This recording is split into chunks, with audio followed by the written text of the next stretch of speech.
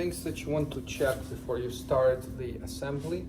First is you take these connectors and you check if there is a hole that's all the way.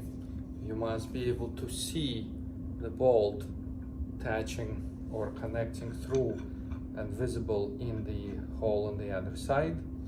You want to do this check. Sometimes during the drilling there could be a little bit of a wall left and you may have to need to push it through and then take out the any type of wood pieces that are there, so you have a clean entrance here, clean entrance there.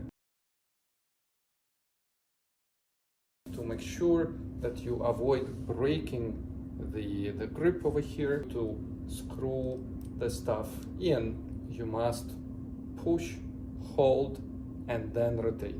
If you don't hold this, you may break the grip, and it happened to me before, so then you'll have to replace this bolt. It will take the time and it's not fun. You want to check that your bucket and your bolt assemble very well, that they are connecting.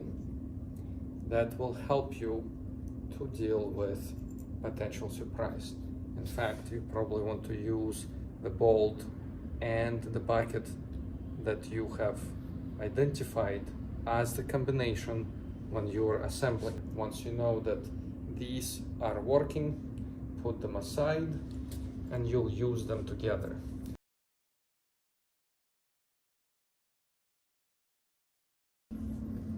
As you can see, I'm using a surface that is padded. You should not assemble the chair on a hard surface. It will scratch your floor or the paint on. So you want to make sure that you're putting in on a platform that doesn't have anything that can scratch this, including crumbs or anything like this.